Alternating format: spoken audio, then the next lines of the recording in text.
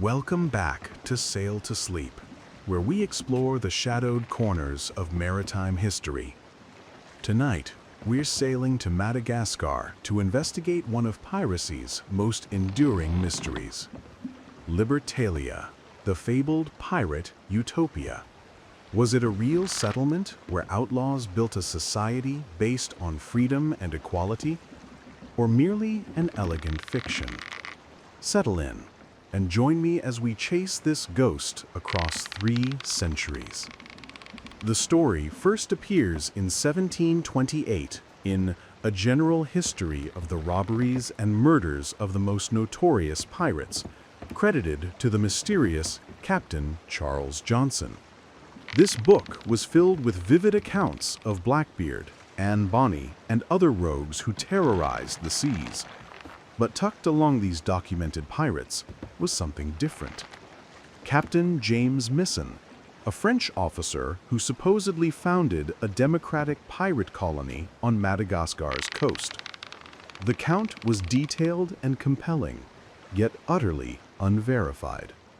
The author's identity remains a literary mystery. Many believed it was Daniel Defoe, writer of Robinson Crusoe, but modern scholars found no evidence linking him to the book. Here's what makes this fascinating. Almost every other pirate in the book can be verified through naval reports and court transcripts. But Captain Misson? He appears nowhere else. No records mention him. According to the tale, James Misson was born to a prosperous family in Provence, but chose the sea, joining the French Navy aboard the warship Victoire. During shore leave in Rome, witnessing papal opulence while beggars starved outside, something shifted in his worldview. There, he met Caraccioli, a disillusioned Dominican priest who embraced radical philosophy. All humans were born free and equal, and inequality resulted from greed and the artificial structures of monarchy and religion. During long weeks at sea, Caraccioli converted Misson and the crew to this revolutionary thinking. When the Victoire's captain was killed in battle, Misson was elected to replace him. He and Caraccioli proposed something extraordinary: abandon their national identities and become pirates devoted to liberty itself, making collective decisions and sharing equally. But these weren't typical pirates. They attacked slave ships and freed the captives, welcoming them as equals. They gave captured crews the choice to join or be released. They forbade torture and cruel treatment. This was piracy with a conscience. The Victoire sailed to the Indian Ocean, and along Madagascar's coast, Misson found his perfect location. Here, beyond European law's reach, they built their ideal society, Libertalia, from the Latin for freedom. The settlers became the liberi, free people.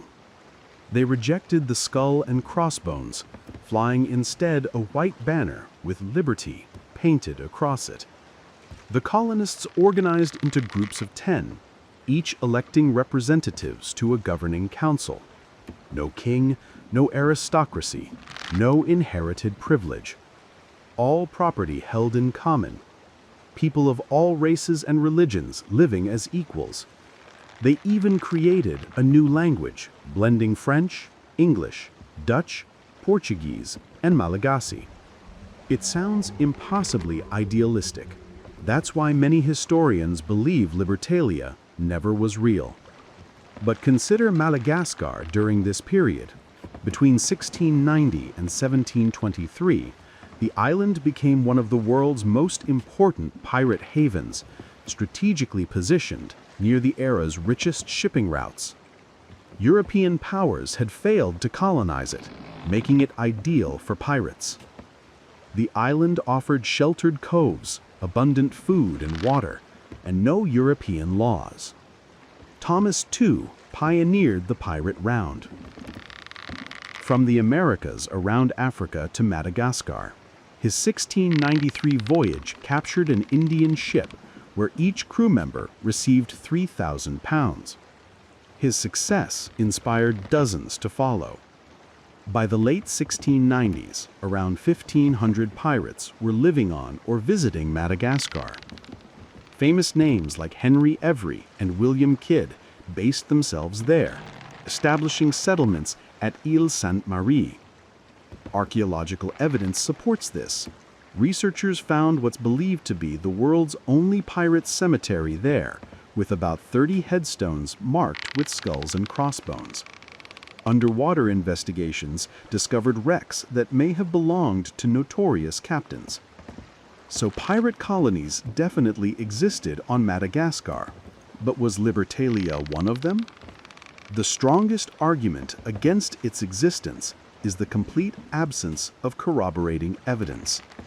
If a colony of several hundred people existed for 25 years, some trace should exist beyond a single book. French naval officers surveyed the coastline repeatedly. British and Dutch traders visited. Surely someone besides Captain Johnson would have mentioned this remarkable republic. In 2007, journalist Kevin Rushby traveled to Madagascar to investigate, but found nothing that definitively proved Libertalia existed as described. Yet the story refuses to die, perhaps because it represents something deeper than historical fact. Libertalia speaks to an eternal human dream, escaping corrupt systems to build better societies based on freedom and equality. Britain in the 1720s was not democratic. Power concentrated in monarchy and aristocracy. Against this backdrop, Libertalia offered a radical alternative.